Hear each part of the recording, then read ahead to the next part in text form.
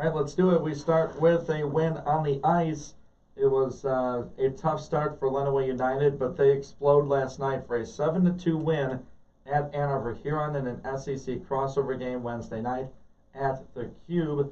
The biggest story of the night may have come earlier in the day when captain defenseman Jake Benbow from Tecumseh learned he would be the starting goalie for the first time in his 2 years on the varsity club. Benbow more than answered the call by turning aside 12 of 14, only allowing 2 late third period goals to backstop the Blue Shirts to a win. It was a night of many superlatives for the offense. Walker Claiborne from Madison opened the scoring just 56 seconds in. He would add 2 goals and 2 assists for a 5-point night. First-year coach Tyler Texter got the first win in his MHSAA coaching career. Lenawee United will host Pioneers Saturday in the SEC crossover game in Chelsea. Games start at 8 o'clock. First night of the Wolverine Hoosier Athletic Conference Women's Basketball Tournament, and the Lady Saints will host Aquinas tonight in the first round of the event. The game is scheduled to start at 7:30 at the Fieldhouse. You can hear that game on 96.5. The Cave, myself, and Fred Smith will be on the call for that one.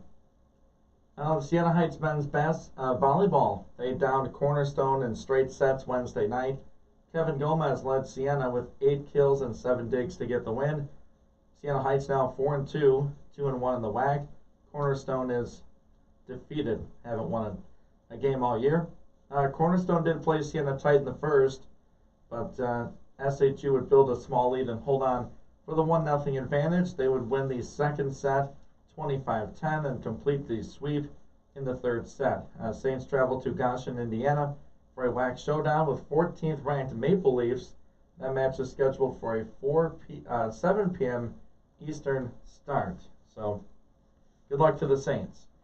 Boys prep basketball yesterday. Carleton Airport 92 to Monroe Jefferson's 77. In the girls' action, it was Manchester over Hanover Horton 42-39. Addison falls to Michigan Center 70-17. 2 local schools do battle, Morenci and Britton Deerfield. It was the Bulldogs on top 38-30. Siena Heights football kicks off their season this Saturday at noon at Dawson Field, and rather than start with a non-league schedule, they open with a league opponent, Concordia, Michigan, just up the road in Ann Arbor. Coach Matt Cohn tells us it puts pressure on both teams to win right away.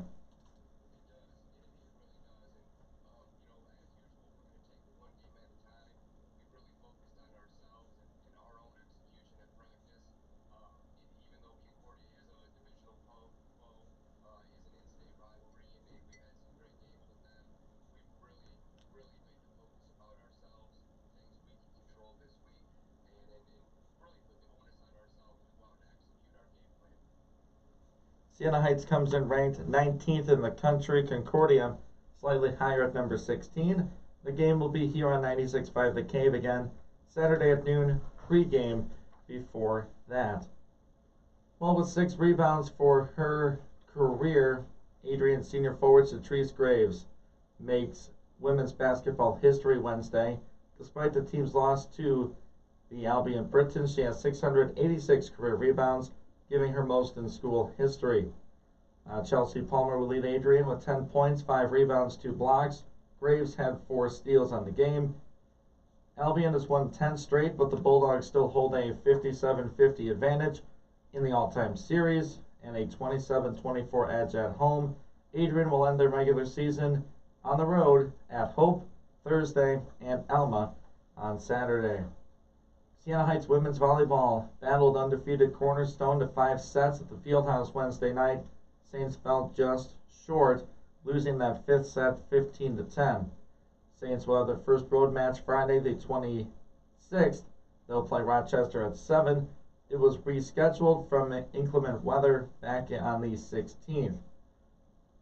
Siena Heights overall record, though, they're 3-2 overall, all games in the league.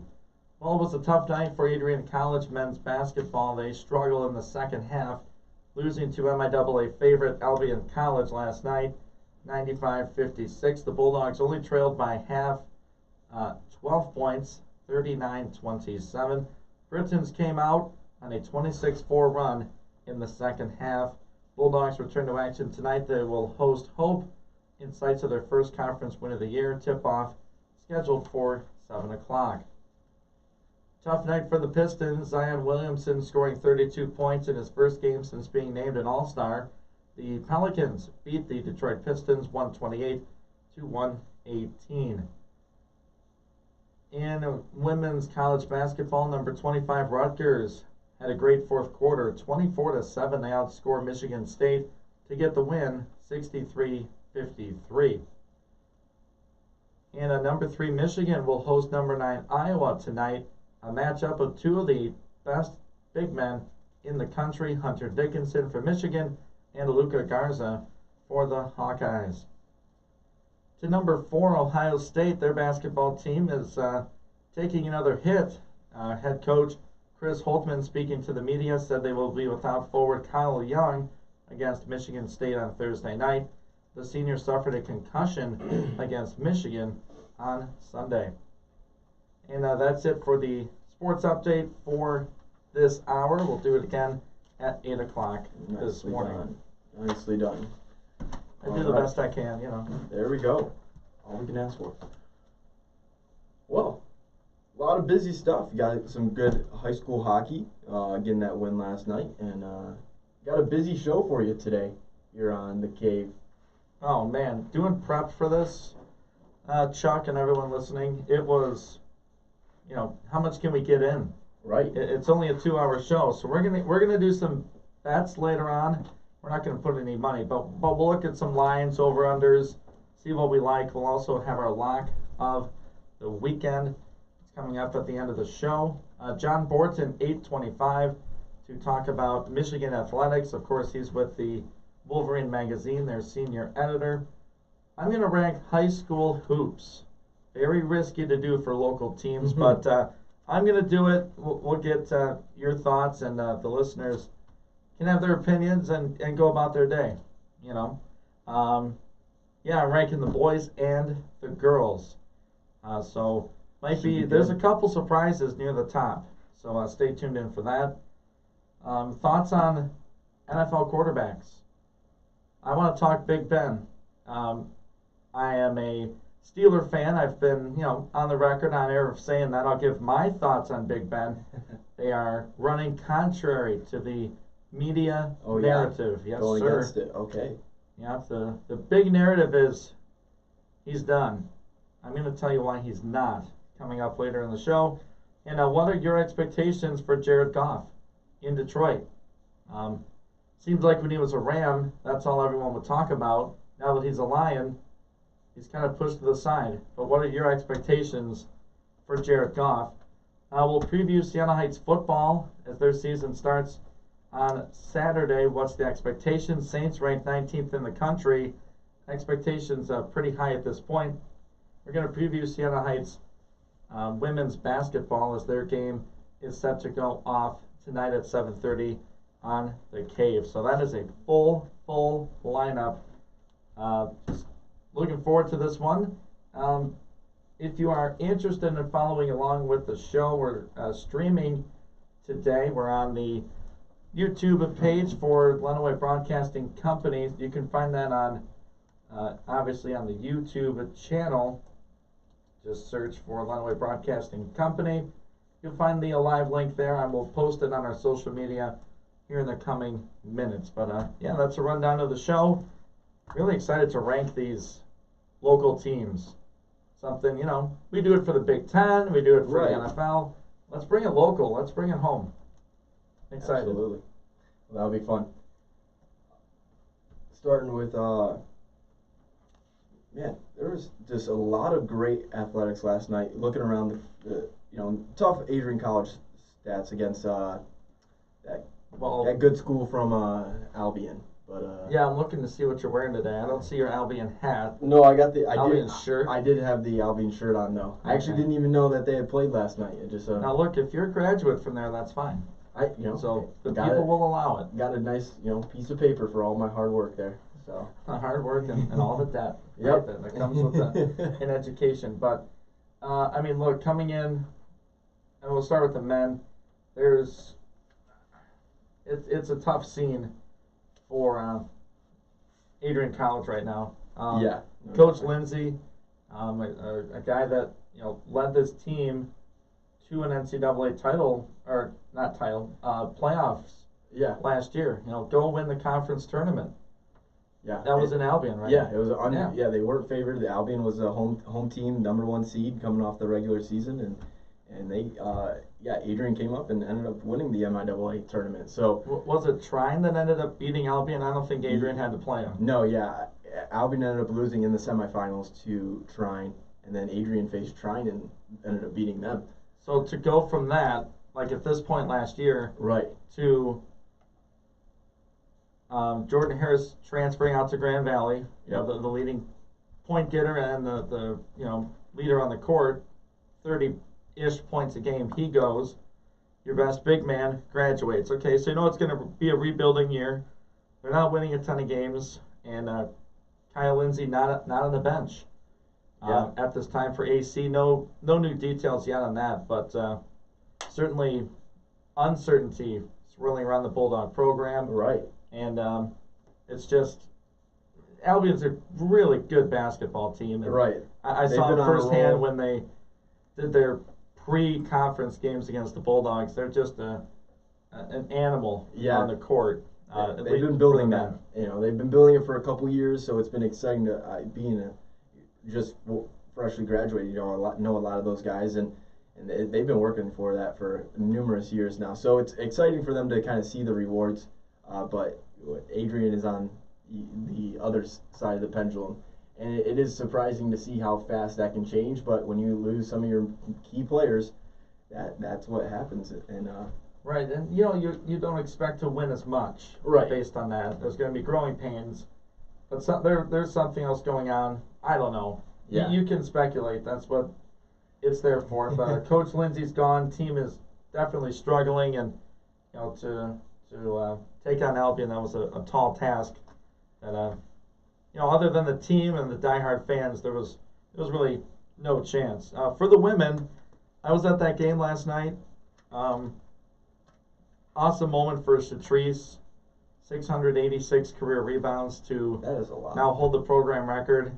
She has just about all the blocks records you can have as a Lady Bulldog, and she's worked so hard. I mean, you can't break a school record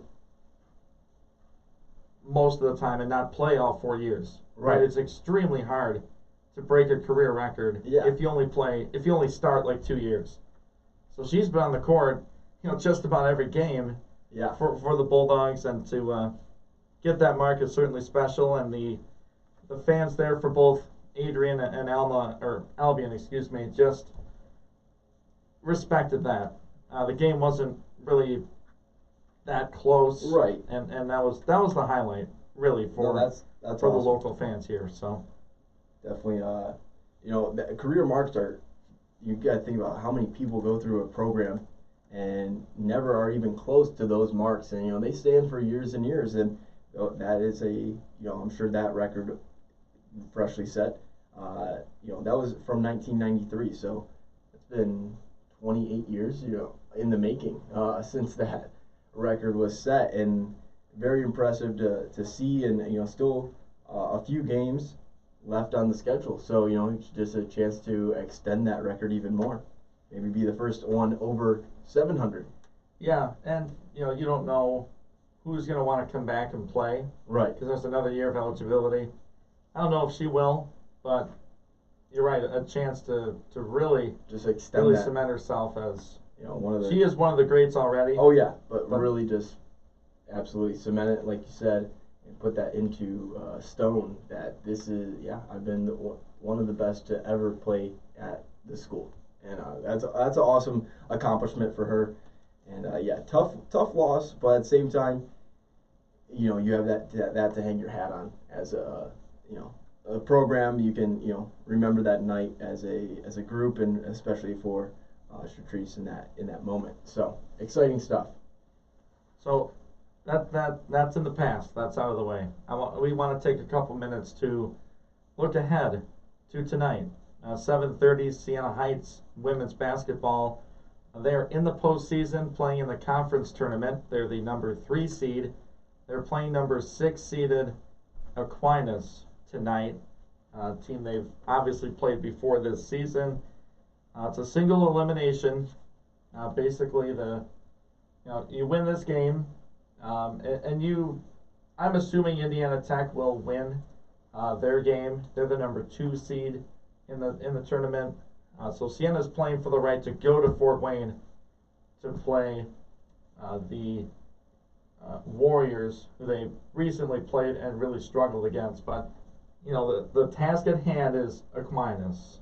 Right. And the way Siena's been playing the last 4 quarters against the Warriors and the last 2 really against Madonna, they need to tighten things up. It's been a struggle offensively. They've done pretty well defensively, but they'll need to figure things out offensively. They had Peyton Banks, their leading scorer, All-American, put up 3 points the whole game on Tuesday against the Warriors, and she didn't score until late in the third quarter. That's tough. That is not what you expect from your leading scorer. No, you most certainly don't. But obviously the Saints are favored in this one. If you're a diehard fan, and even if you're a casual fan and you look, you kind of expect to win this one, but you got to play a solid game. Right. You can't come out flat. Definitely. If you come out and you're not prepared for them, like as the underdogs, they always want to knock you off. And if you're not mentally checked in, if you're not really ready for this competition, you could have an upset on your hands. So you got to come in prepared and handle the task at hand. So they did play Aquinas before, as I mentioned. That was on the road, a 10-point win for the Saints. So closer than perhaps you'd like it to be. There's certainly opportunity there for SHU. But man, covering this team this year to the extent I have, it's been a grind. They go with basically a 7-player rotation. So you got the 5 and then the next 2. Right. The 6 and 7 will play between 12 to 16 minutes probably a night, which is that's a third of the game. Yeah. But if anyone gets in foul trouble, then it gets interesting. But to start the season really with their point guard going out, Allie Minor, they've had to trust players like Iana Wan, Shakaya Parker, who've really done the job. And it's been nice to have a front court that's got experience. Peyton Banks being a junior, just one of the best shooters in the program's history. Right. And Kelsey Wyman, a local product from Blissfield and transferred in. She gives stability. She's very comfortable with the ball. She can, if she had to, she could run things from the point, but right. She hasn't had to. She's got some explosive speed that she can use on the baseline. It's tough to get around a defense in basketball, but she can do it, and that really changes the way that the Saints get attacked. It's a dynamic team, and Chuck, when they're on, this team is on, and they're really fun to watch. And when they're not, like against Indiana Tech, it's really a grind and a struggle. You can see that in some of their numbers. When you're shooting well, I mean they can shoot the ball almost 45%. But if you're not on top of it, and you're facing a good team like Indiana Tech, they're going to take it to you. And if you aren't connecting on those shots and you have limited shot opportunities in a game, it's going to be tough. So looking forward to that playoff game tonight. That'll be exciting stuff for the Lady Saints. Yeah, I'll be out there at the field house with Fred Smith. You can tune in here on The Cave. If you're out of the listening area, jump on the website, 965thecave.com. And the other underlying thing here is you want to make the national tournament if you're the Saints. Is a 12-5 record good enough? 9-4 in the conference. You don't really know. Right. Because they've lost to the teams ahead of them. They've lost to Rochester by 5. They've lost to Indiana Tech twice, who's 9th ranked in the country. And they have a loss to Lawrence Tech at home, which is really the only bad loss on the schedule. But you would think they need to win this game, and if you can go in and beat Indiana Tech and get to the final, then you're in as an at-large. Right. But let's say you win tonight and you don't look good on Saturday against Tech. Then that's really up in the air. Yeah, so definitely. Saints did not win the regular season title. If they win the conference tournament, they get into the NAIA tournament. But right now they're fighting for an at-large bid, and it starts tonight. They really need to, and they know this. They need to switch into playoff mode. Absolutely. They need to be sharp, run their sets, play smart, play disciplined, which they certainly can, and they really have most all this crazy season. I mean, they've played Wednesday, Saturday, Sundays a couple times. They've done a Monday, Wednesday, Saturday, Sunday earlier this year. So you got to dig deep and find it. Really looking forward to the game, Chuck.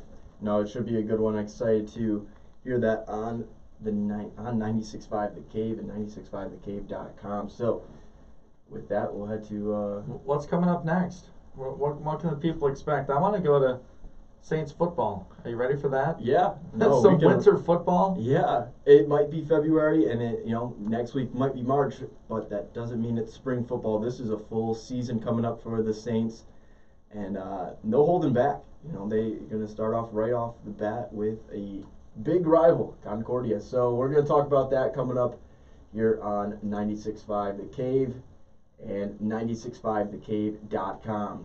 We'll be right back after this timeout.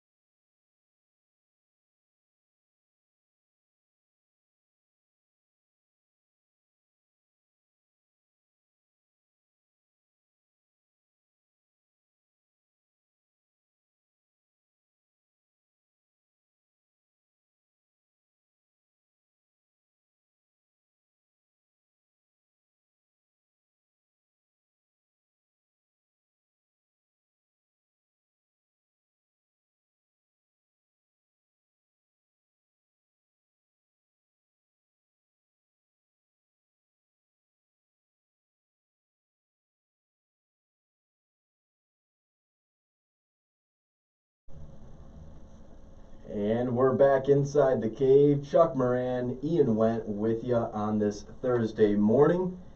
And we got some Saints football for the spring. You know, not just spring football, but an actual football season for Siena Heights. Excited to get into that.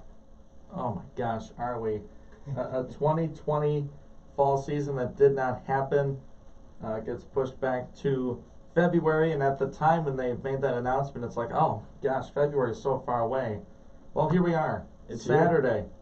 Saints football, and you open up with a division opponent in your league and a rival that's located about a 45-minute drive, 50-minute drive from here up in Concordia to start your season. You can't ask for a better start for Siena Heights in terms of schedule. You know, just get it going. Yeah, no easy games. We're jumping right in. Siena ranked 19th nationally, Concordia 16th. So it should. I mean, if you want a football season, you're gonna want good games. You're starting right off the bat with a top 25 matchup. You know, you can't ask for much better than that.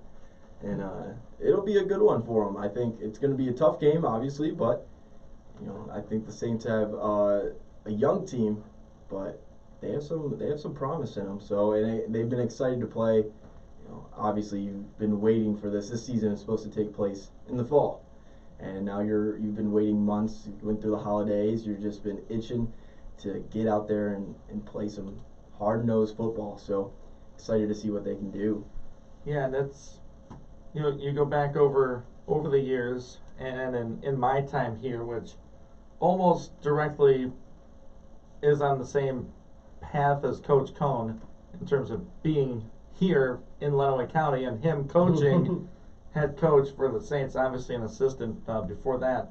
But man, they've played some classic games in the Mideast region, the Mid-States Football Association. Concordia in particular, I mean, close games, really competitive, and then it's games like that where Siena beats a team like Concordia, and they compete with the St. Francis and the Marion, you know, and they beat teams they're supposed to beat.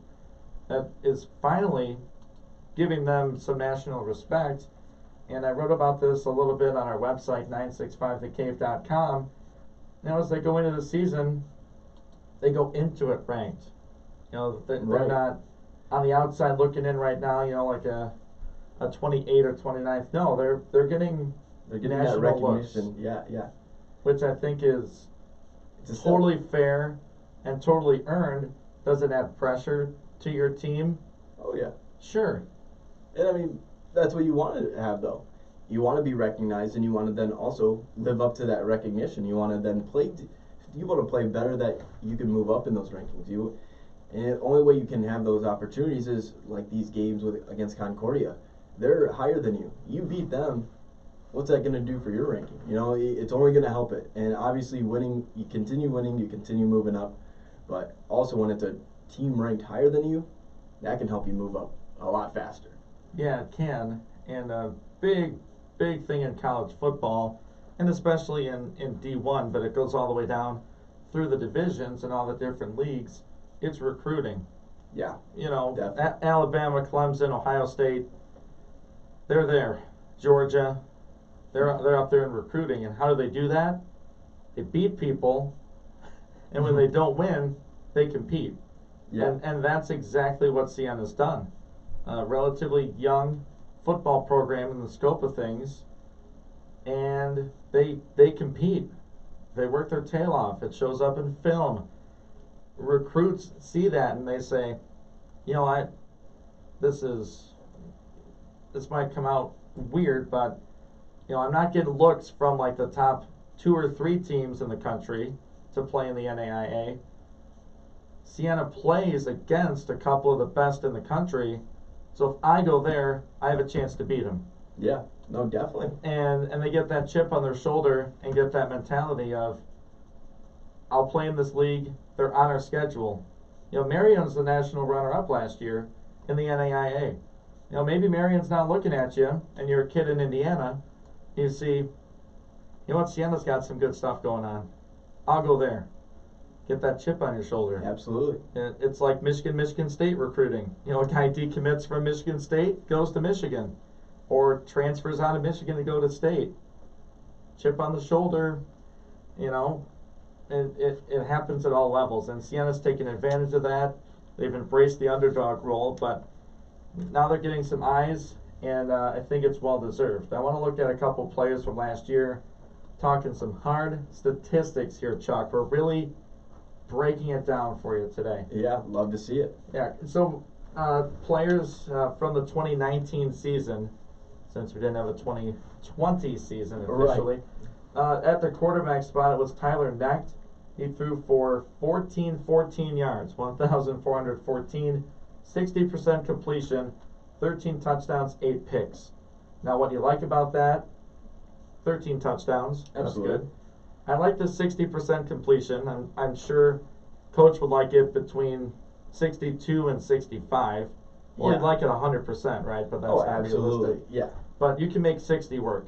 Yeah. No, No. 60's there. It's a good number to have. 8 picks is too high. It is. If you're only going to throw, I mean, unless you're scoring, 20 plus touchdowns, passing touchdowns, okay, then we can kind of overlook it. But when it's only 13 and 8 as a ratio, it's too close. It's almost Jameis Winston type numbers. So Whoa, hey. whoa, sorry, Hey. not 30 and 30. Now, Jameis even threw for 30 touchdowns. Remember early in the season, I'm getting sidetracked. Thanks, Chuck. Jameis is over there on the sideline when they were beating Tampa Bay in the regular season. Like, oh man, look, I'm winning. I'm on this team, and you guys suck even with Brady. I wonder how he feels now. Yeah, I wonder how he feels now. Anyways. Yeah. All right, back to Sienna. Running back, their leading rusher last year was Caleb Jefferson, 908 yards, just about 6 yards per carry, 6 touchdowns, a long of 95 yards. That's good. I mean, that's what you want from your bell cow back. Sienna really divides their carries up nicely, but they do have a feature back, and it was Jefferson last year. 5.7 yards a carry. That's a simple formula. That might be why Knack didn't throw for 2,000 yards. Is we want to run the ball first, and Jefferson can certainly do that. You like this 5.7 yards per carry, 6 touchdowns is what it is. Right. Six is fine. Yeah, no, definitely. I mean, that run game, what that allows you is when you have a successful run game, it opens up the pass game. You're not relying on having to throw the ball. And when you're able to run for nearly, as a team, 172 yards a game, that's a great number. You're nearly 200 yards of rushing per game. That allows your quarterback to stretch the field, open it up, and make some plays. So, definitely a run-first offense that they've been accustomed to. So, but definitely some great numbers just by Jefferson there. Wide receiver spot, you got Gerald King, leading receiver last year, 5 touchdowns, 24 receptions, 348 yards for him. Yardage is low, but passing yardage is really low for Sienna. 5 touchdowns, that's pretty darn good. That's half a score a game. Yeah. You play a 10-game season. I mean, he was 5 definitely touchdowns. You do the math. the main receiver. If he only threw 13 touchdowns last year, and 5 of them were to him. That's not exactly half, but when you have how many receivers on a team, if you're the main scorer, you're obviously doing something right. You're trusted. You have good hands. You're able to run your routes right and make some distance against your defenders to get the ball in there. So good numbers there. Looking at the Saints defense, and you can read along. That's the numbers I'm looking at too, is their defense, and that's impressive. I mean, their defense wins championships, and 17 interceptions, 27 sacks on the season last year. I mean, we're putting pressure and causing mistakes where we need to. So, what do you think? I think Coach Cohn likes that. Wants more of it, though. You want to score points. Right. And, I've had the opportunity to interview Coach a couple times after a game that's like a 9-6 loss, where, they're leading 6-3 and they give up a touchdown late. or they lose the game 6-0. Like, these are real things that have happened to the Saints team, and that is tough. You can look at that two ways of, man, we only gave up 6 points. What a game. And then you look at the other side and say, we only scored 3. Right. You can look at the plus and the minus, but the more experienced side of the ball and the last few years, the better side of the ball is the defense for Siena. And it's a side no one wants to talk about. It's not glamorous. It's not fun. No one likes. It's gritty. It's gross. Yeah. Good defense. They don't have the ball. Yeah. Unless there's a turnover, they don't have the ball. They're not getting all those stats. Right. So it's not as fun. But like, you look at their red zone numbers, and they're only letting 56% red zone touchdown. Now, yeah, that's really good. You say over 50%. That's unheard of. I mean, really, like, you most of the time that's within 20 yards of the goal line. And you're not, like, half the time a team can't even punch it in from 20 yards because your defense is just lighting them up. 59% total just of getting any type of score. That's unheard of when you're able to make numbers like that. And yeah, I would be the one looking at it. How much more can our defense do? They don't have the ball. They're not guaranteed. Right, they're not going to score every game. They're not guaranteed to get the ball. Like, right. The offense, you have the ball, you control it. So I would be looking at the offense and like, hey, we got to put more numbers up. You got to put more points up, because holding them to 6, right, you would expect to win a game. Like, give us 20. Right. Like, give our defense 20. Yeah. We can do that. Yeah. That way we can have like a blown coverage if it happens. Right. But yeah, I think if Coach Cohn is listening, I think he agrees 100%. Yeah. And this defense is special.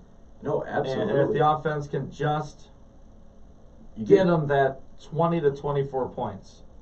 I mean, or, some games get that 17 points. It's that confidence boost that your defense, I mean, it's like it's like a pitcher, throwing. Yeah, it's like watching the Steelers the last 4 months, or the last 4 weeks. Wow, this defense, is playing really well. All right, offense, can you do something? Yeah, please. Please, come on.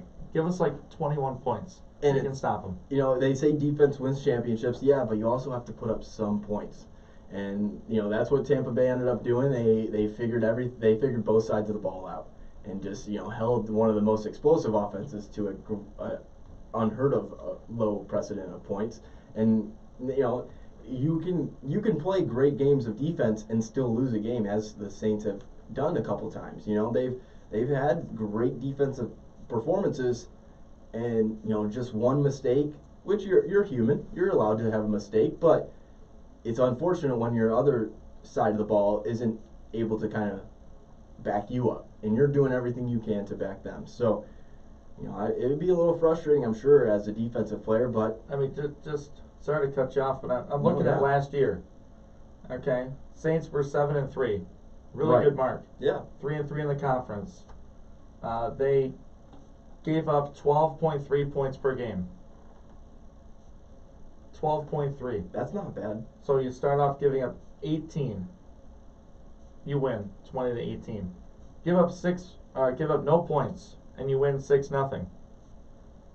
Give up 10 points, win 20-10. You blow out Trinity, which was a new program, I believe. Concordia last year. This is what I'm talking about, Chuck. It's these kind of games. Yeah. Saints lost at 10-7. 10-7. I mean, 10 points isn't a bad. That's below your average of the whole season. That's below the 12 points that you ended up averaging the whole season, and you ended up still losing that game. It was a last-second touchdown. That's a tough one. They didn't give up a touchdown till the last 9 seconds. Oh man. And that was the difference. And that sucks. I get it. This defense, if they can do what they did last year, it's going to be a special team. No, definitely. And to go back, the offense will need to pick it up a little bit, just a bit. Interested to hear from Coach Cohn and maybe talk to him later on this season, and certainly tune in for that game at noon on Saturday with Chris Renwick on the call, the voice of Siena Heights, and Doug Goodnow as well on the color commentary. Excited for that one. Well, we're going to take another timeout, and we'll be back here on 96.5 The Cave and 96.5thecave.com. What we got coming up next, Ian? We're talking quarterbacks. Oh, Our yeah. expectation for Jared Goff and my take on Big Ben. Excited to hear it. Can't wait. That's all coming up next after this break.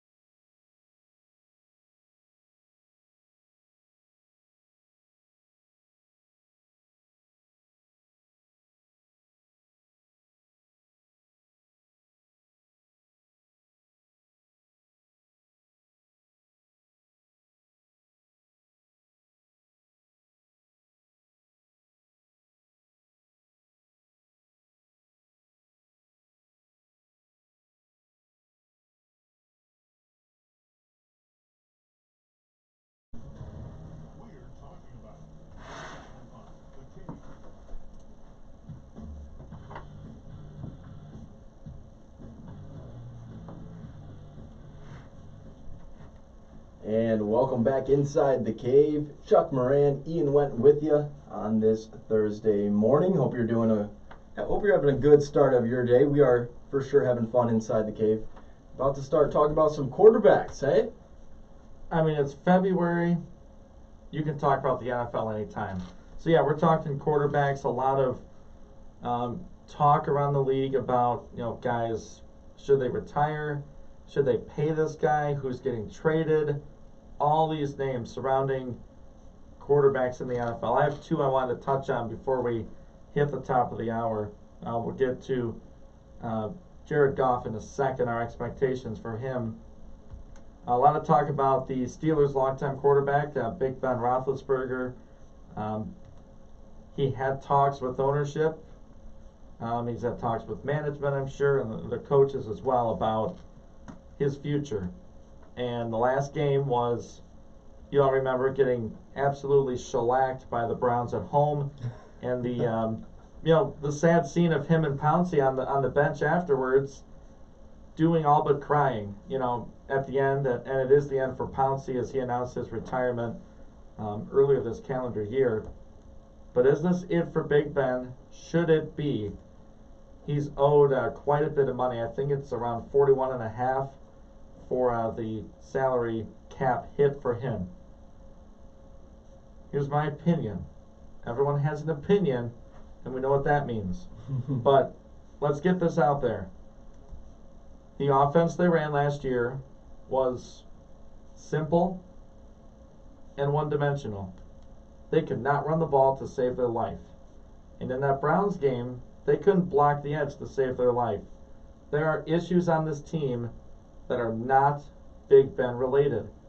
The offensive line is aged, and they have not looked really good. They can't run block. Now, it's on them and James Conner and the like to have a running game. Defensive guys getting hurt. Big time players getting hurt. Devin Bush didn't play for the last half of the season. That's a big loss. Arguably the fastest guy in the field. Yeah. And you got guys like Bud Dupree blowing that, it wasn't his Achilles, was it? Or an ACL? Yeah. He had a leg injury. Right. Okay, so you lose your pass rusher. Like, these guys were down to like their fourth string linebacker. Yeah. Toward the end of the season, and that's not going to get it done. These are facts, they're not excuses. Is Ben declining physically, athletically? Yes. There's no question. As it comes with age, Right. 37 years old. He's not on the TB12 method. Right. Probably trademarked, but he's not. He's the beer drinking, golf playing, have a good time in the off season, and then when it's time to work, you go to work. He won't play into his mid-40s like Brady. Right. I say you need to restructure this contract. Get Bud Dupree signed. He's the difference maker on defense. And I say run it back. Give Ben one more year. He's probably pleading with the ownership to say, look, I can do it. I think this team can do it. I think they're ready to win. This team won the division last year, and they hosted a playoff game. The media's talking like they went 9-7. Right. No, this team went 12-4. No, it's hosted a playoff game. Still a great team. Right. And they drew their rival in a wild card game, depleted to all hell for Pittsburgh. So I say, run it back one more year, restructure this thing, find some space, pay Bud Dupree, and go from there. That's my 2 cents. It's contrary to what I'm hearing, but I needed to say it. I have this little microphone in front of me, so I'll give my opinion, and if you don't like it, then I don't like yours. Take that. He's 38 right now. He'll turn 39 next week. I said 37. I was wrong. He's already 38. He's about to be 39. Old man, right? I mean, if only there was no one else older than him in the league that I could be like, oh, no one's like. So that's where I'm like, he's still fine because we have this other guy down in Tampa that's way older, and so for me, that's where I'm like, he still has to have it. So he proved it last year that he was a great quarterback. So why not give him another year and just find the missing pieces? So Ben looked like Ben. yeah, He made some dumb throws, but he's a Hall of Famer. absolutely. I'd say give him another year. We'll talk about Jared Goff after the update. All right. We'll be back with more in our second hour of our Thursday morning show here on The Cave. Chuck Moran, Ian Wendt, coming up after this.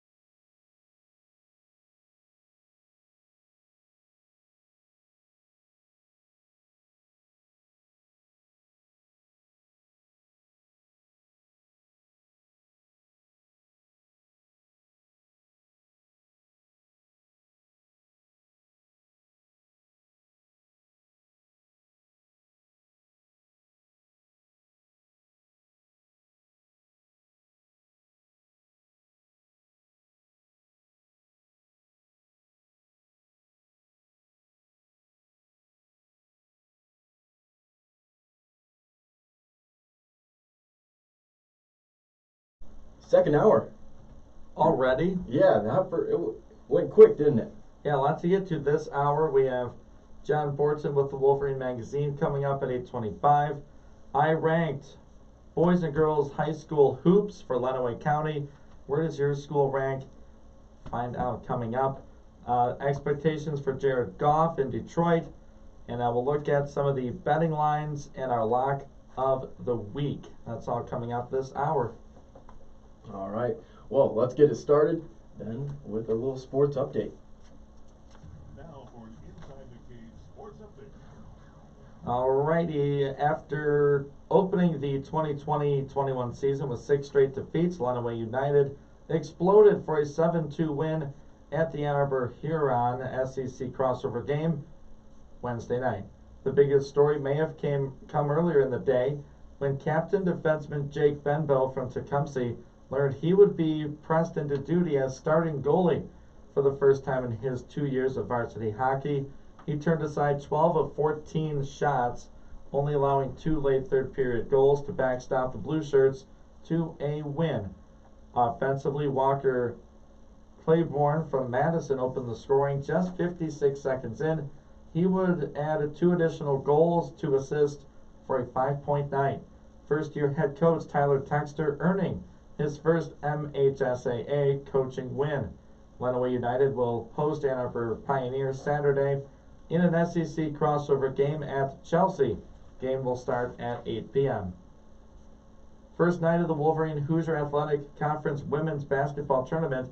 The Lady Saints are hosting Aquinas tonight. Saints versus Saints. First round of the event. The game is scheduled for 7:30 at the Field House. I will be on the call with Fred Smith tonight on the Cave. Saints versus Saints. Siena Heights men's volleyball. They downed Cornerstone in 3 straight sets Wednesday night. Kevin Gomez led SHU with 8 kills, 7 digs in the win. Saints now 4-2 overall, 2-1 in the WAC. They will head to Indiana for a scheduled 7 o'clock match for Siena Heights to keep things going. Boys basketball, Carleton Airport 92 to Monroe Jefferson 77. For the girls, Manchester defeats Hanover Horton 42 to 39. Michigan Center over Addison 70 to 17. Morenci 38 to Britton Deerfield's 30 points. Siena Heights football kicks their season off this Saturday at noon. And rather than start with a non-league game, well, they open things up with a rival in the league at Concordia, Michigan, just up the road in Ann Arbor.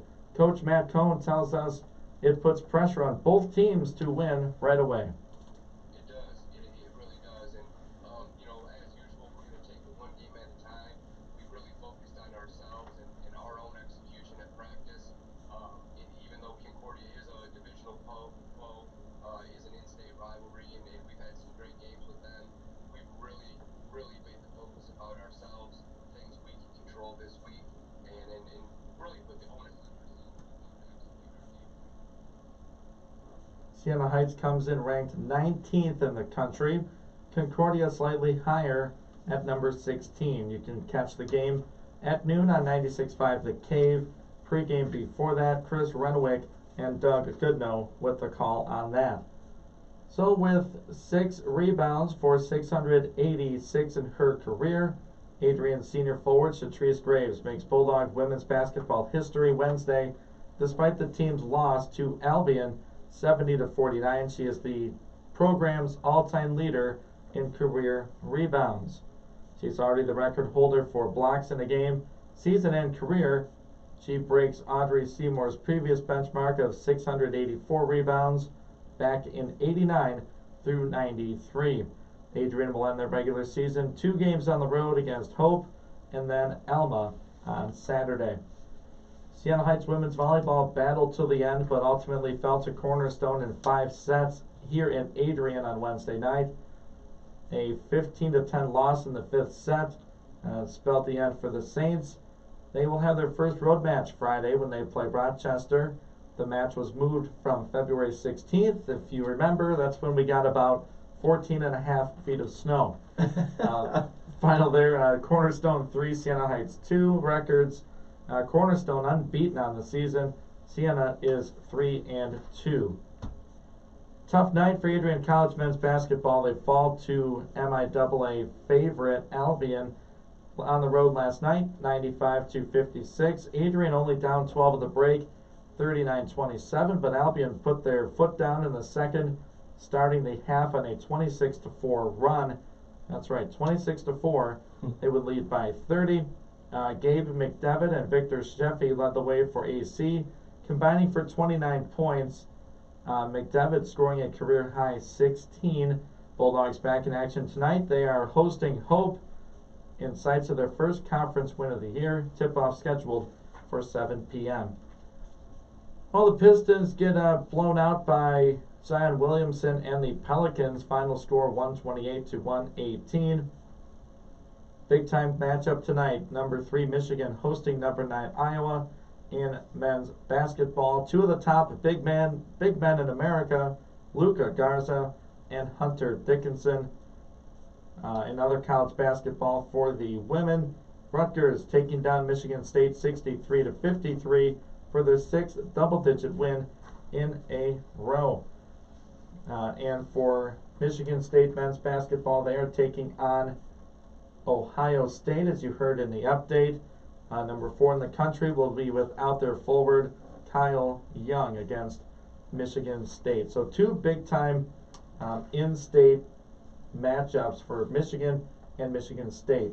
One more story here for college hockey. A rescheduled contest between Adrian College and Lake Forest College. It was Adrian scoring the empty netter late. They beat the Foresters, a final score of 3-1. Adrian goals scored by Matthew Redding, his first career goal. Andrew Ballant scoring the empty netter, and Alessio Luciani continues his tear as he scores the game winner for Adrian 52 seconds into the 3rd period. Cam Gray made 7 saves for Adrian. Boyd DiClemente 42 saves for the Foresters. Lake Forest playing their first game of the season. Bulldogs, as we know, have played a gauntlet of games this year, but a good win over a conference foe. Adrian will have a weekend set upcoming. Those games will be here on the Cave. So that's it, Chuck, for the sports update. Awesome. Nicely done, as always. I do the best I can. And busy second hour here. We got John Borton from the Wolverine magazine. Excited to get him on the phone, talk about that Michigan program that's on a roll. Tough matchup tonight against Iowa, and maybe see what his thoughts are on that other team from Michigan. What they're doing. The other team, huh? Well, you're really showing your colors today, Chuck. You're coming in here wearing Albion stuff, okay? Do you know where we are right now? And then you're coming here saying that other team. My goodness, you can just say it. We all know it now. You've been outed. I just, I mean, I don't want to make it. It's not his team. It's not John's team. No, but he'll talk about him. No, but he doesn't. That's not his forte. It's not his job. Right. No, but that's they're looking good. Look, his team is playing that other team twice in March, back to back. So we will have to talk about that Green School. The Lansing area. It is. Yeah, I guess we got it. I guess I'll just go with state. I would say this because then I started thinking the other team that down south, and it's like now we're just getting confusing. So yeah, but we'll see what his thoughts are on the Spartans, and they're looking good, kind of looking like the team we expected at the beginning of the year. So yeah, about time. Better late than never. Maybe never. I don't know, but. They are playing phenomenal. Big win over Illinois the other night, and looking to see, if there was ever a chance to prove your colors, let's go against the top 5 teams in the nation. So all scheduled within like 2 weeks of each other. Gosh, what a conference! But I want to go back to the NFL. I don't want to go down a hoops sidetrack. I'll have plenty of time to talk about them. Chuck, what are your expectations for Jared Goff? He's probably the least talked about quarterback in the NFL. Yeah, after that big trade happened, and Stafford and Goff, are switching places, little trading places going on. Isn't there a movie like that called like? Well, there was a TV show, Trading Places, or something like that. It was like, it's almost like Wife Swap, QB Swap, but. And then there was not Cheaper by the Dozen. I'm just getting all sidetracked now. There's like a 90s movie that's about that, right? It was like The Parent Trap. Parent Trap. That's the one? Okay, yeah. And, but And now hasn't been really been talked about since that trade on what Jared Goff could bring or do for this city, this team. I would like to see. I mean, obviously, you want to see the best Jared Goff that he's ever played, but it'll be interesting to see what kind of weapons they give him on the receiving side. You know, because I'm not going to say he's had great receivers in LA, but at the same time, if we can't secure Marvin Jones and Kenny Galladay, then it's going to be interesting to see what he has to work with. I'd like to see him show that mobility, show his some of that young mobility that I think we know he has. I mean, he's too young to say, oh, he's just can't be mobile. And, you know, you got to expect him to, you know, he's going to see pressure in the NFC North. Like, that's just a guarantee thing with the Bears and all of them, Bears, Packers, and Vikings. They're not small defenses that he's going to be going against. So I'd like to see him step up in that capacity. And really, you know, if he wants to really kind of change his footing and his career path, be a leader on this team. Step in and show that you're all in and you're going to support not only the offense, but how the new coaching staff works.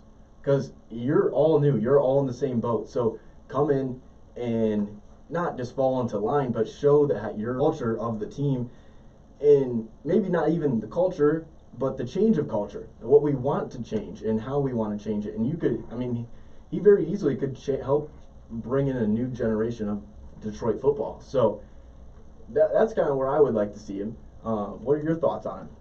Well, I have one word that can be taken several different ways, and the word for me is backbone.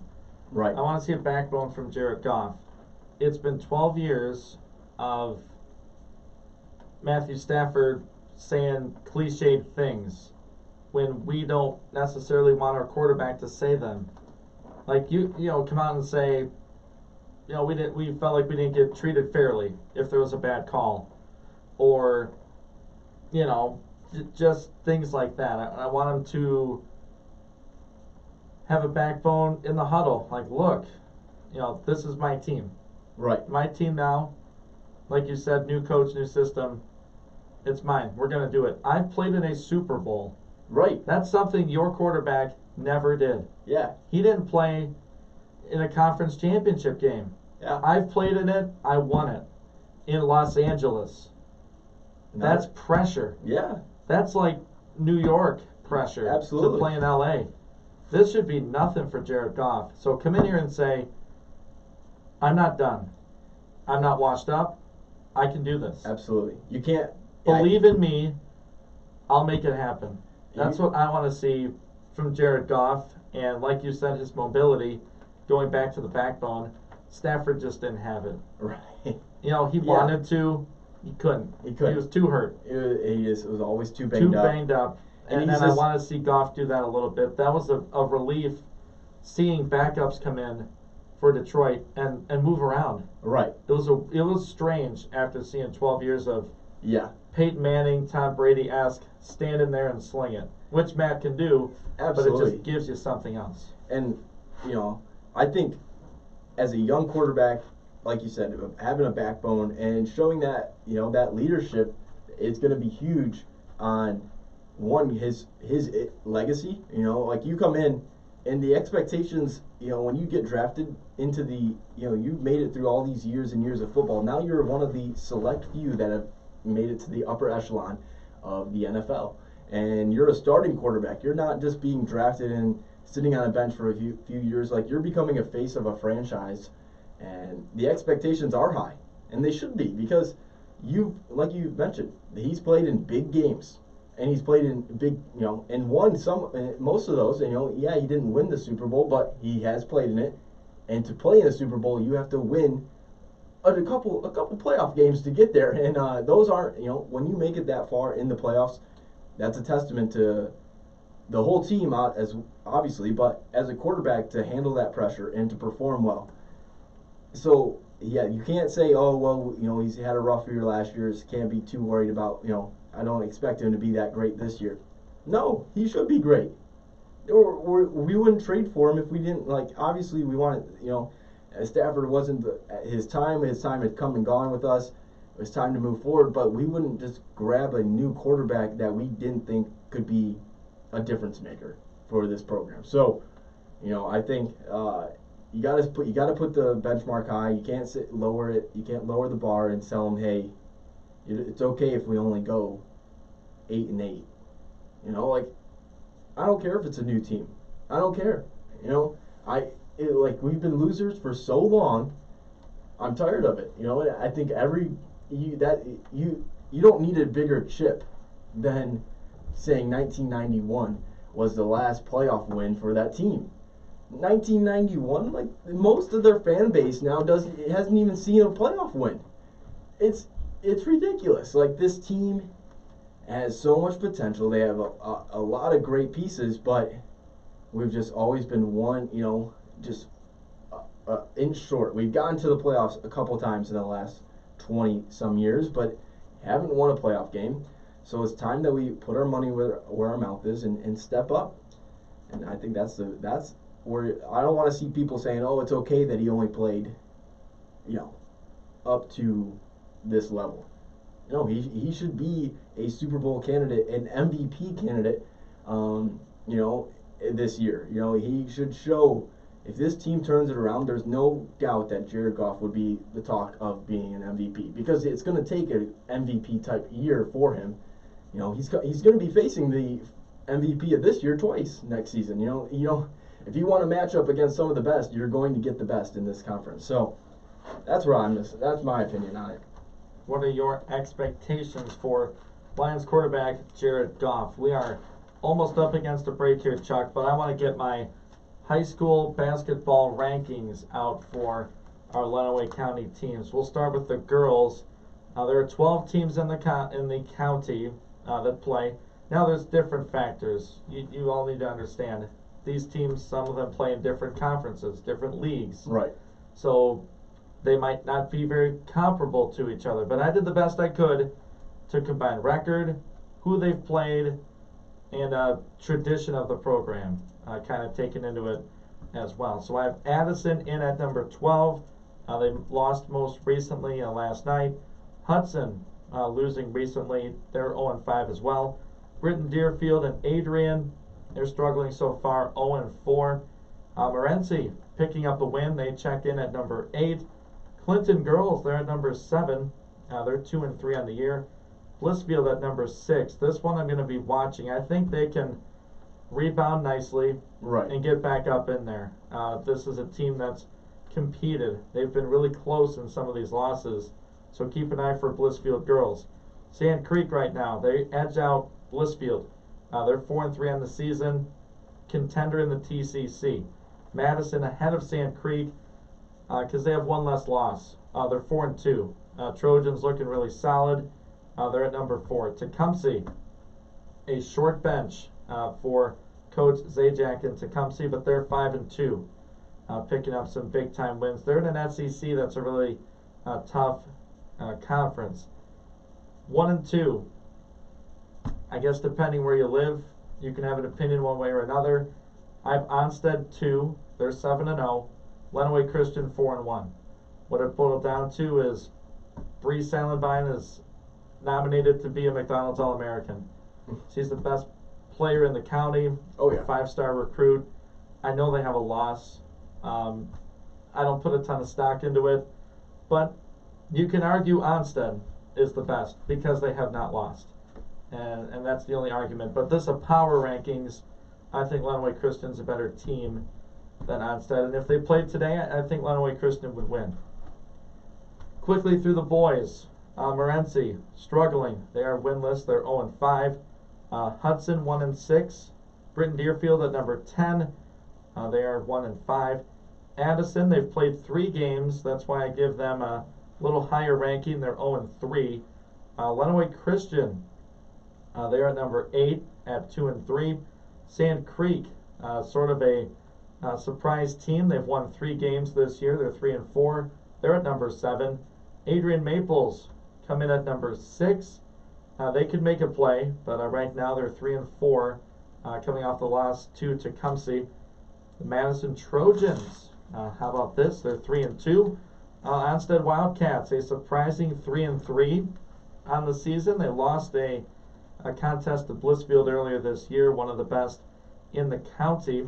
Tecumseh, they're undefeated at 3-0. They really missed out on a week and a half of games, but they're a good club. Clinton, that to me, that's the surprise team. The Clinton boys basketball team, they're 4-2. They beat Onstead by 2 most recently, so that's a big time win for them. And Blissfield's at number 1. They have continuity back, and they just have the talent, and right now they're playing like it. The Royals are the top team for me for the boys at this moment in high school basketball. So top 3 for the boys: Blissfield, Clinton, Tecumseh, and for the girls, Lenawee Christian, Onstead, and Tecumseh. There you go. That's it.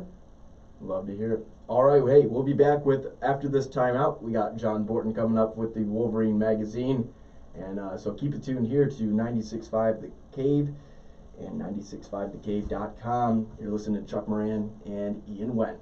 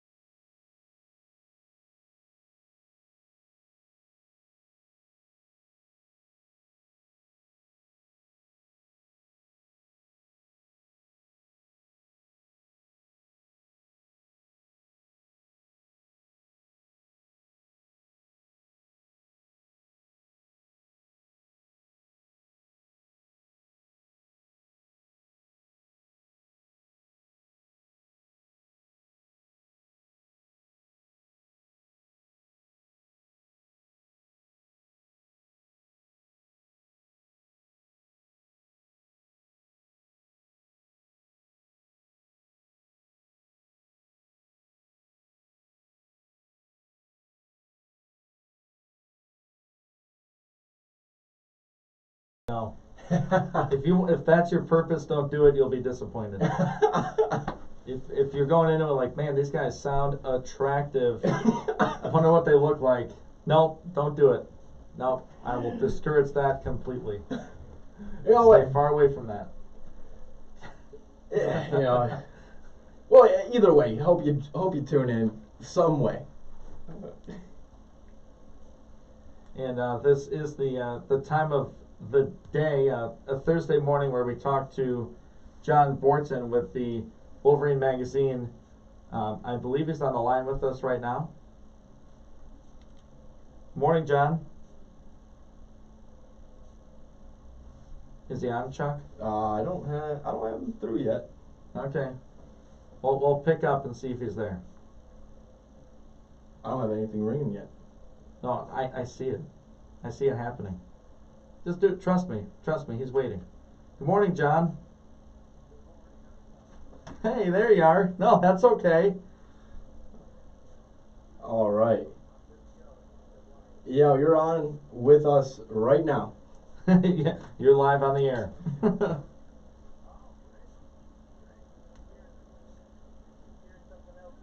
Oh, yeah. I think someone else might have picked up. So John, we're gonna hang up and we'll join up with you here in a second. All right. Don't call us. We'll call you. All right. So we're doing this live on the air. All right. I'll give Chuck the super secret number. Pass it under the plexiglass here. Pretty sure I just lost my. We dialed it like 6 times. I know. I feel like I should. So, John Borton coming up next. He's going to talk all things Michigan, we're really going to focus on the men's basketball team as they have a marquee matchup. Two of the top teams in all of college basketball. Do we have there, John? Hey, John. Hey guys, good to be with you. All right, good to be with just you, not the phone on hold. So, I mean, we have to dive right into it, don't we? I mean, you couldn't put a better matchup out there with Luka Garza and Hunter Dickinson. You have the all-time leader in scoring for Iowa, the senior big man going up against probably the freshman of the year. Oh, absolutely. And it's funny that these guys have played each other quite a bit already. Not the first time they'll ever see each other on the court. They played Summers, they played AAU, they have knocked heads before on the court, and they're actually friends away from the court. That will not be the case so much tonight as they meet in battle on the court at Chrysler Center. But yeah, Luka Garza maybe the player of the year in college basketball, and Hunter Dickinson most certainly the player, the freshman of the year in the Big Ten, and quite possibly a all Big Ten first teamer. If not that, he'll be second team. I pretty much guarantee you that. It's yeah, great matchup, and another opportunity for Michigan to take a huge step towards the Big Ten championship. Yeah, and I'm looking at the line, and I know it's not, the teams, they're not looking at that, but Michigan is obviously favored in this one by 5 over Iowa. Not sure many people saw that coming a couple months ago.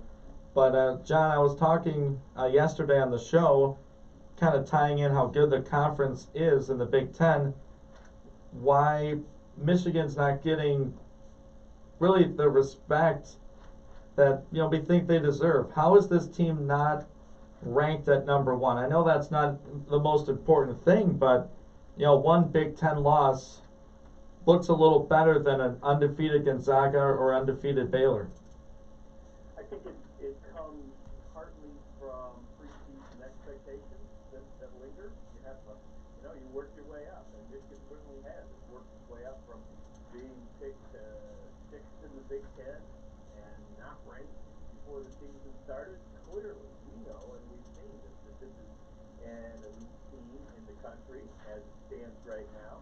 But they have worked their way up to get to be where they are. I think there's obviously a level of respect there if you're on the number 1 seed line for the NCAA tournament, ranked number 3 in the country. But as to your specific question, why Baylor, why Gonzaga over Michigan, I would say that's simply because they've held it together without that loss and done it clearly against competition that is not at the level that Michigan has played, in my opinion, and I think a lot of people think that the Big Ten is the best league in the country right now. So that's it. But you earn your ultimate judgment in college basketball, not necessarily by winning the conference in the regular season, although that's one true measure of greatness. Not by even winning the conference tournament, but by what you do in that big dance. And so Michigan gets its chance to be the last man standing out of those 3 teams, and that's I guess that's how they'll always be remembered. Yeah, the casual fan doesn't remember where Michigan ended up in the regular season when they went to the national championship. No question. No question about it. Saw a couple of Fast 5 teams that I covered that didn't win the Big Ten and made it all the way to the final game. And I think getting that number 3 ranking, could that be some motivation that maybe Coach Howard can use with the team and say, look, we're getting respect in the Big Ten, but we can shoot for higher. These are some people that don't respect us and what we're doing here. Do you think he'll use that as a motivational tool? I don't know if he would play that card. Maybe he would. He's a great motivator, and certainly he's plugged in with these guys. So his words earlier in the season always come back to mind, and that was the fact that after they had beaten 3 straight ranked teams by 19 or more points, people want to make a big deal about that and say that's the first time that ever happened in the history of college basketball, and we're pushing that as something they wanted him to talk about. And he kind of waved it off. He said, we don't care about that. We don't care about records. We don't care about that. Here's what we care about. Playing on a Monday night in April. And that pretty much said it all. You want to talk about high standards, you want to talk about what it is that you're shooting for and you put your team focus on, it's that. You want to be playing in the last game when everybody else in the country is watching. Absolutely, that's always the end goal, and you know, it's exciting to watch them, that group of guys perform the way they are. What are your thoughts on that? As I put it earlier, the other school, the Spartans, and how they've been playing recently in the Big Ten. I mean, we talked last week about them still having a chance, and you know, they looked surprising. It was more surprising that they had such a season that they've had, but now we're kind of getting glimpses of what that team was ranked, the reason they were ranked so high at the beginning of the season. So, what are you putting together out from East Lansing? Well, they certainly helped Michigan in a big way by taking down Illinois. And Absolutely. They helped themselves by giving them still a chance to make the NCAA tournament on an outside chance. I think Michigan State is playing with a sense of desperation at this point. You see it, and bringing out all the physicality that they can muster, and just being an all-out scramble to take teams down. That makes them a dangerous team. I don't think they'll, I don't think that they're a good team at this point, but I think they are a team with the talent and playing with desperation. It gives you a chance. I still think you'd rather be playing Michigan State twice at the end of this season than you would have in any of the last 20 years or so that preceded this. But that said, there's signs of life in East Lansing, and that's good for Michigan State fans and all. I don't think that they are going to be able to sustain what they have generated of late. John Borton with the Wolverine Magazine joining us. Got a minute or two left with you. Everyone's going to be watching Hunter Dickinson, Luka Garza, and what they do and how they can take over a game for their respective teams. But what's the matchup or the stat that people are not going to think about that could impact the game tonight?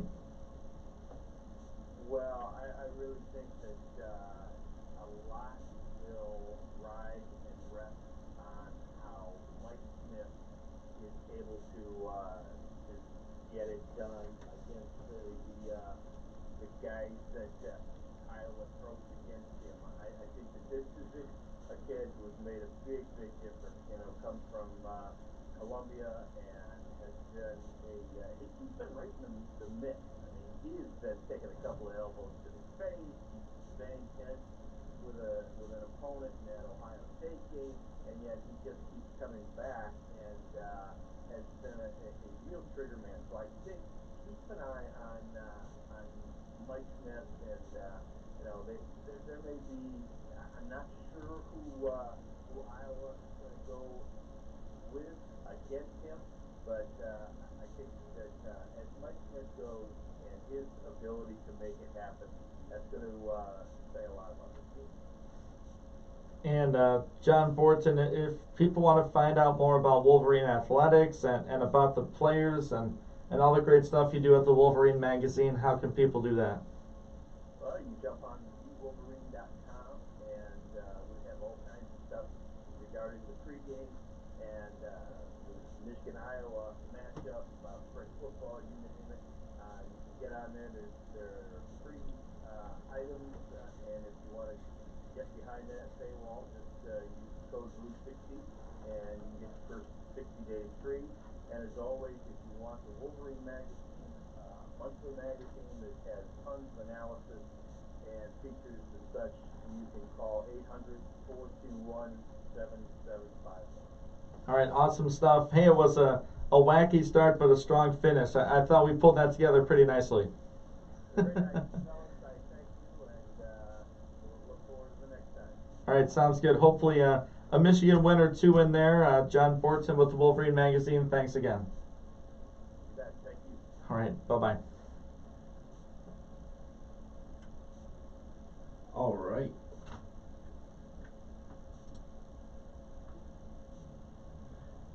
And we'll be back after this timeout here on 96.5 The Cave and 96.5thecave.com.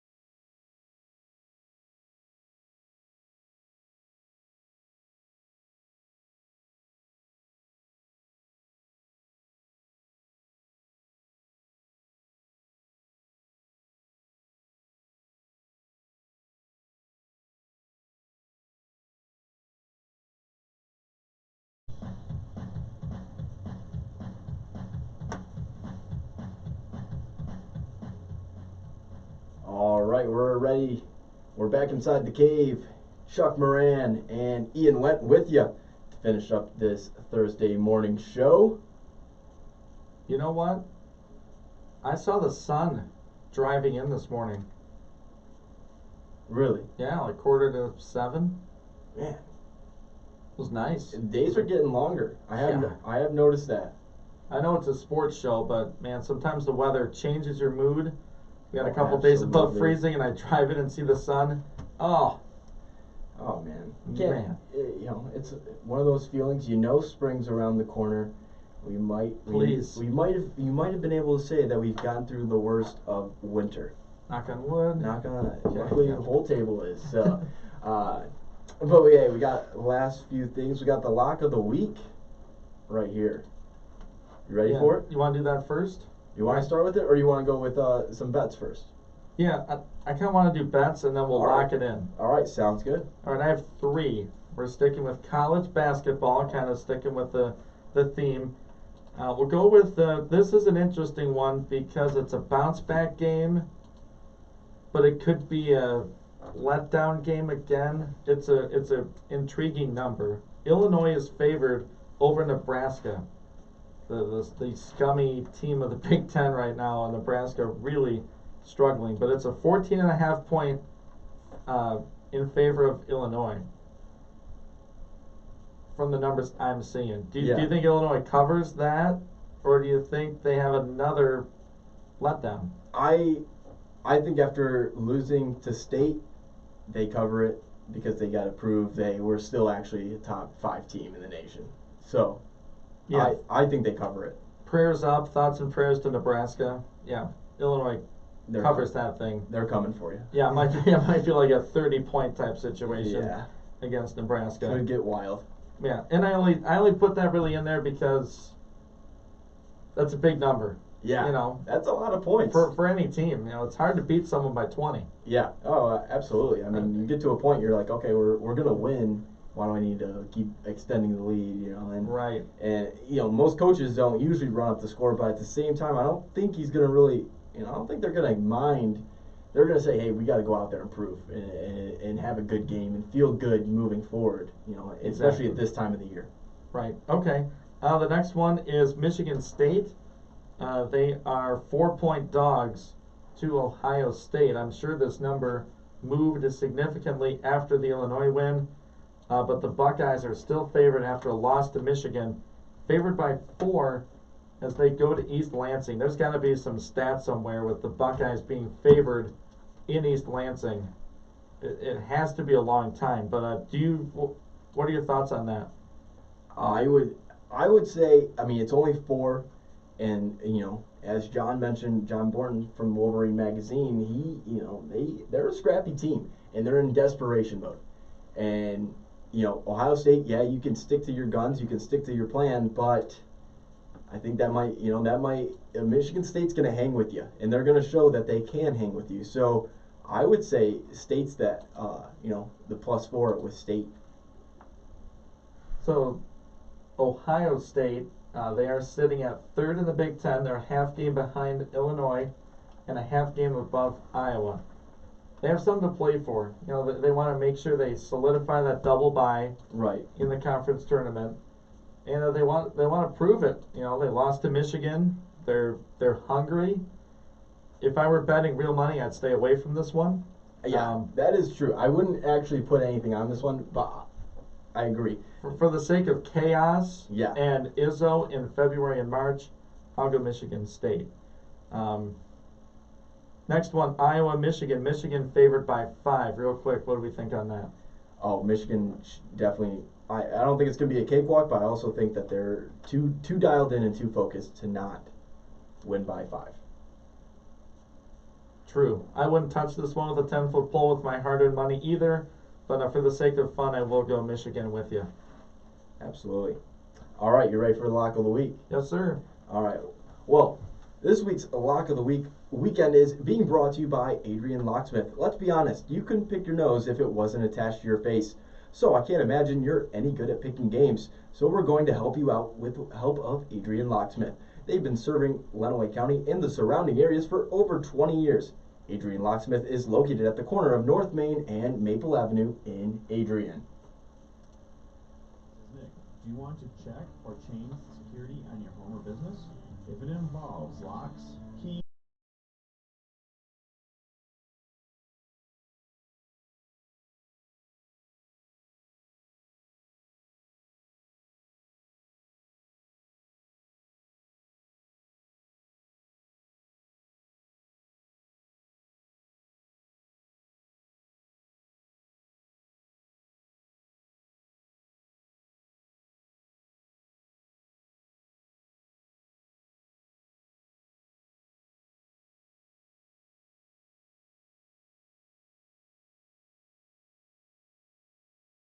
Been brought to you by Adrian Locksmith.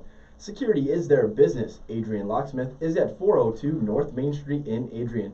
Call 517-263-1415 or check them out on Facebook. And with that, we're going to be signing off. Chuck Moran, Ian Went, it's been fun.